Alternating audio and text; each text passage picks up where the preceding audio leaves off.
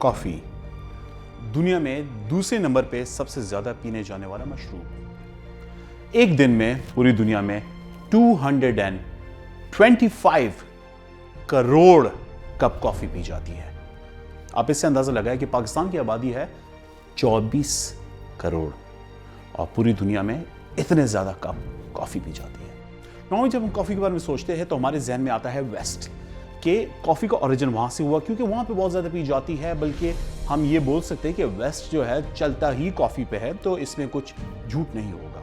लेकिन अगर मैं आपको बताऊं कि कॉफ़ी का ओरिजिन हमारे इलाकों से हुआ है, मैं पाकिस्तान और हिंदुस्तान की बात नहीं कर रहा, लेकिन मुस्लिम ममालिक की बात कर रहा हूँ।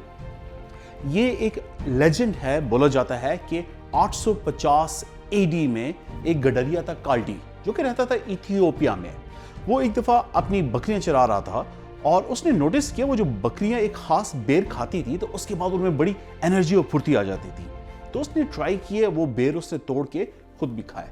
उसे फील हुआ कि यार मैं तो बड़ा जाग गया हूँ, एनर्जी आ गई है। और वहाँ से हुई शुरुआत हमारी कॉफ़ी की, जो कि आप और मैं सुबह नाश्ते में, दिन में ऑफिस में और शाम को भी कभी कभार पीते हैं। फिर कुछ इस तरह हुआ कि इथियोपिया से आहिस्ता आहिस्ता अरब ममालिक में कॉफ़ी फैल गई और यमन खास तौर पे पूरी दुनिया में कॉफ़ी का हब कंसिडर किया जाता था। जहाँ से भी तिजारत के लोग आते थे वो यमन से कॉफ़ी ख़रीदते थे और वहाँ से पूरी दुनिया के मार्केट्स में ये फैलता था। लेकिन यमन वालों ने किसी को राज नहीं बताया कि कॉफ़ी आती कहाँ से, बल्कि ये बहुत क्लोजली गार्डेड सीक्रेट था। मज़े की बात यह है कि एक डच ताजिर था जिसने चुपके से यमन से कुछ कॉफ़ी के पौधे चुराए और उसके बाद ये पूरी दुनिया में कॉफ़ी की काश्त और फसल फैल गई।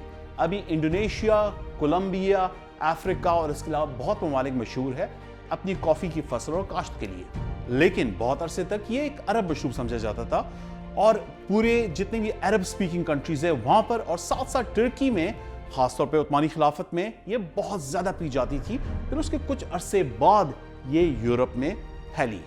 ये जो लफ्ज़ है कॉफ़ी, ये भी ओरिजिनली एक अरबी का लफ्ज़ है। आप और हम जो कावा पीते हैं तो इसे बोला जाता है अरबी में गावा। ये भी उधर से आया ये लफ्ज़ और गावा से आहिस्ता आहिस्ता कॉफ़ी बना। तो कॉफ़ी लफ्ज़ भी असल में अरबी से लिया गया है। अच्छा जी, ये थी कॉफ़ी की हिस्ट्री। अगर आज का मैं आपको कॉफ़ी को बताऊं तो दुनिया की सबसे महंगी कॉफ़ी कहाँ मिलती है और वो कैसे बनती है। साउथ ईस्ट एशिया, खासतौर पे इंडोनेशिया, मलेशिया और फिलीपींस में एक जानवर पाया जाता है जिसे बोलते हैं सिविट।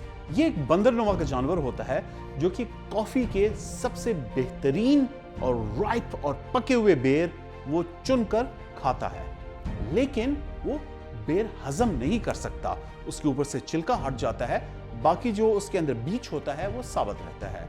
तो जब उसके फुजले में वो बीज निकल आता है वापस, तो उसे जमा किया जाता है, वॉश किया जाता है, ट्रीट किया जाता है और उसे क्रश करके फिर कॉफी बनाई जाती है।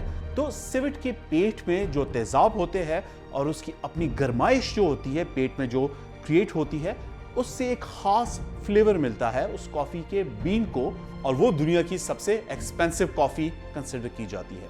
ये कम से कम आपको एक कप $200 का पड़ता है, जो कि पाकिस्तानी आजकल के हिसाब से 55,000 रुपए का एक कप पड़ता है।